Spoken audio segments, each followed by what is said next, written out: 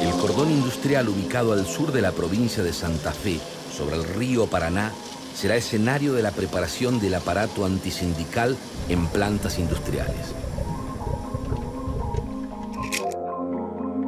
Allí se aloja un importante conjunto de empresas productoras de materias primas, fundamentales para el desarrollo de la industria nacional. Entre esas firmas se destaca Asindar, la acería privada más importante del país, surgida a la sombra de la estatal Somisa.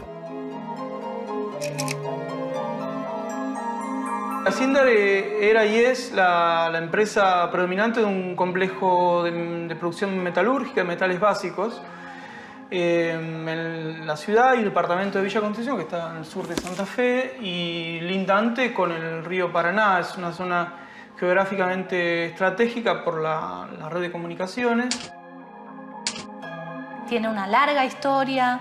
Desde la década del 50 se había instalado en primer lugar en Rosario, luego instala su planta en Villa Constitución, es propiedad de la familia Acevedo y es una fábrica siderúrgica. Y como vos sabés, la siderurgia es una industria que es madre de industrias, es decir, es una industria estratégica que tiene un gran crecimiento en la segunda industrialización sustitutiva, pero además que es central porque es lo que permite el desarrollo de otras industrias.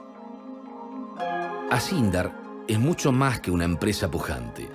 Miembros de su directorio integraron el gobierno de facto del general Juan Carlos Onganía en 1966. Para el inicio de la década del 70, su presidente era José Alfredo Martínez de Hoz, perteneciente a una tradicional familia terrateniente, nieto del presidente y fundador de la Sociedad Rural y miembro del Consejo Argentino Empresario. En general, la figura de Martínez de Hoz se analiza pensando su papel de ministro de Economía, que es un papel extremadamente relevante. Pero a mí me interesa mirar a Martínez de Hoz también como ese expresidente de la empresa Asindar, ¿no? Que desde esa posición había sido un conspirador clave para el golpe, digo, es lo que nos permite rastrear la actuación de sectores muy importantes del empresariado, como Carlos Pedro Blaquier también, claramente, el Grupo Perrió y los encuentros justamente en un departamento propiedad de Blaquier, ¿no? Pero además me interesa vincular todo este entramado de relaciones con un involucramiento directo de los empresarios en la política represiva. Nosotros no queremos estar con el puntero castigando a nadie. No está en nuestro modo de ser, ni en nuestra naturaleza, ni en la filosofía básica que sustentamos. Martínez de Hoz llega al Ministerio de Economía ya fogueado en la lucha antisindical. Como presidente de Asindar, protagonizó un conflicto extremo que sirvió para poner a prueba su plan de lucha contra lo que llamó guerrilla sindical. Las poblaciones del cordón industrial de Villa Constitución, un año antes del golpe de 1976, ya eran víctimas del poder empresario. Pero digamos, estamos en una ciudad homogéneamente industrial, cuyos trabajadores eran sindicalizados por la Unión Obrera Metalúrgica, una seccional Villa Constitución que siempre tuvo cierto grado de autonomía hacia los 60. Esto es importante porque después permite entender los conflictos que se producen en la seccional con respecto al gremio a nivel nacional. En Asindar se empezó a conformar ya desde 1970, se intentaron conformar comisiones internas más representativas que las que había hasta ese momento. Hay una disputa muy fuerte respecto del liderazgo del sindicato, que es el sindicato de la Unión Obrera Metalúrgica, la UOM. Hay una serie de demandas respecto de la insuficiencia de los fondos que vienen, de la falta de servicios de salud, de una serie de problemas muy graves de condiciones de trabajo que no son atendidos. Y hay un proceso de organización que termina siendo fuertemente reprimido y que termina con los despidos de algunos de los representantes sindicales más importantes.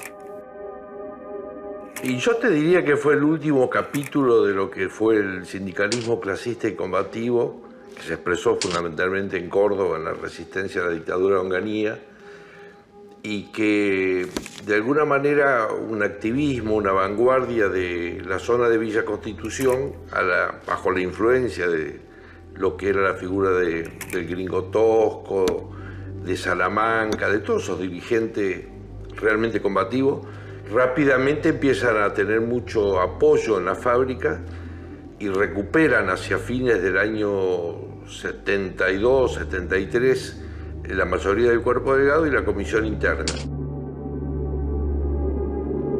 La preocupación del directorio de Asindar es la decisión de frenar las demandas laborales.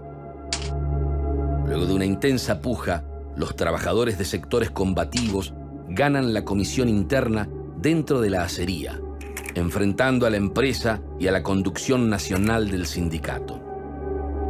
Ahí empieza toda esta historia. Empieza con una provocación, la desafiliación de 12 delegados, encabezado por Alberto Piccinini, que eran los referentes más conocidos. Y tras cartón, la fábrica, que en ese momento se monta sobre el conflicto sindical, decide que va a despedir a los trabajadores que fueron desafiliados del sindicato. Entonces la reacción a esto es una asamblea, la toma de fábrica con rehenes. Todos los personajes jerárquicos que estaban en ese momento en Asindar se los mete dentro de un sótano, porque querían protegerse de la policía que estaba afuera dispuesta a desalojar la fábrica.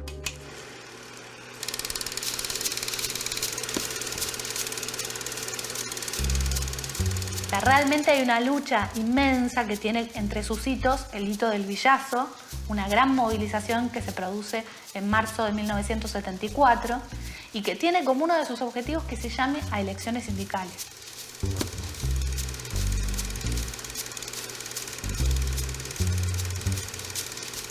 El conflicto crece exponencialmente. Cada asamblea alimenta el clima de lucha. Los oradores se suceden y el enfrentamiento con las empresas es cada vez más tenaz. Finalmente, en noviembre de 1974, se realizan las elecciones regionales de la UOM y se impone la lista marrón, formada por los dirigentes surgidos de la representación obrera dentro de las fábricas. Villa Constitución empieza a perfilar como un enclave de militancia obrera revolucionaria. La planta de Asindar es uno de los emblemas de ese proceso. Villa Constitución y el triunfo de la Marrón no es importante únicamente en términos de la localidad, sino que claramente Villa Constitución es un punto muy importante de todo el cordón industrial de zona norte. Del mismo modo que el Cordobazo en Córdoba había sido un faro, el proceso de organización en Villa Constitución empieza a considerarse como un referente de la posibilidad de pasar de estas representaciones sindicales de fábrica a ganar elecciones en seccionales y empezar a disputar las estructuras nacionales. El activismo sindical alcanza en el corazón de Villa Constitución un clima excepcional. La lucha de los trabajadores impregna toda la vida social de la localidad. Martínez de Hoz y el resto del directorio de Asindar entienden que se han convertido en un foco comunista. En marzo de 1975, el directorio de Asindar coordina una respuesta contundente para acabar con la organización sindical. El Ministerio del Interior anuncia el lanzamiento del operativo Serpiente Roja del Paraná, una acción conjunta entre las fuerzas de seguridad y las empresas del cordón industrial del Paraná, erradicar lo que llaman guerrilla fabril. Anuncian que había un complot subversivo para paralizar la industria en todo el país, cuyo epicentro estaba en Villa Constitución, que estaba orquestado por el terrorismo industrial, por la guerrilla industrial, la subversión industrial, los términos que acuñó Mariano Grondona en particular en su columna de la revista Mercado. Tiene que haber una campaña mucho más ideológica que trabajaba como justificación de la represión para gente que en principio protestaba y que no era guerrillera. la necesidad de frenar este activismo y de frenarlo con todas las herramientas de la lucha antisubversiva. Y para eso es necesario es necesario hacer una identificación plena entre el activismo sindical y el activismo guerrillero. Entonces, la acusación de guerrilla fabril no es una acusación menor, porque en realidad empieza a enfrentarse a los trabajadores y a los sindicalistas como si fueran miembros, o sea, como si fueran en realidad estuvieran actuando orgánicamente como las organizaciones armadas, ¿no? Y esto tiene un efecto devastador. El 20 de marzo de 1975, el gobierno convoca a los medios de prensa para denunciar un supuesto boicot contra la producción industrial. El Ministerio del Interior entrega al periodismo un comunicado donde confirma la existencia de una vasta operación subversiva terrorista, organizada por una deleznable minoría antinacional, en la zona industrial del río Paraná, entre Rosario y San Nicolás, con epicentro en Villa Constitución. El 20 de marzo del 75 ocupan militarmente la intervención a un sindicato que después no tuvo parangón, digamos. 1,5 kilómetros salido de Buenos Aires, Policía Federal, Gendarmería, Prefectura, coches de civil, CDO, CNU, todas las patotas que te podés imaginar, y encarcelan a más de 100 compañeros ese día, y de paso se llevan también a todos los delegados paritarios del cordón industrial, de las fábricas del cordón industrial.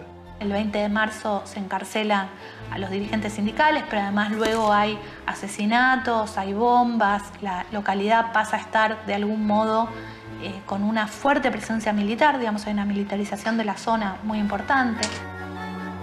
A pesar de esto, los trabajadores se organizan en una fuerte resistencia, se constituye un comité de huelga a partir de un proceso de asambleas y se desarrolla una huelga de 2 meses de resistencia a la represión, aún en este contexto.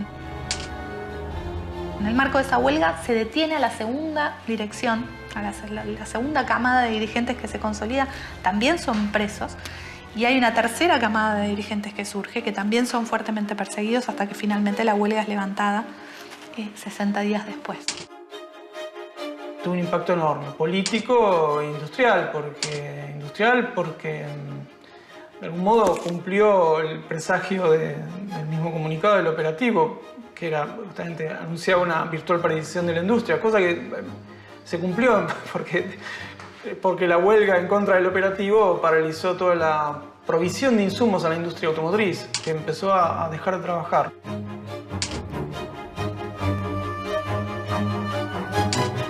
Cuando se levanta la huelga, se producen 1.000 despidos en Asindar. Asindar tenía alrededor de 6.000 a 7.000 trabajadores.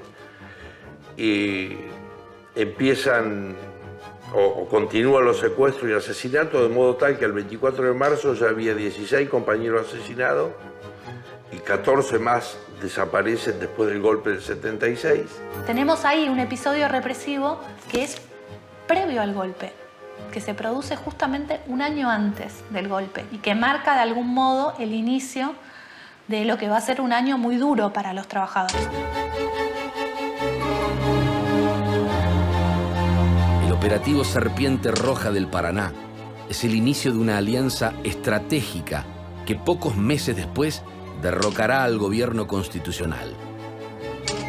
Es la acción represiva coordinada entre empresas, fuerzas de seguridad y grupos parapoliciales que afianza el vínculo.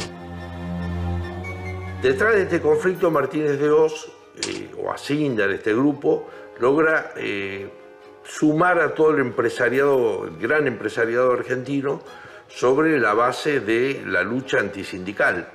Ellos conforman la AEA, Asociación Empresaria Argentina, que es el único caso de la historia. 2 meses antes del golpe declaran una huelga el gobierno de Isabel Perón. Paralizan la industria y son absolutamente protagonistas del plan económico que se proclama el 2 de abril del 76.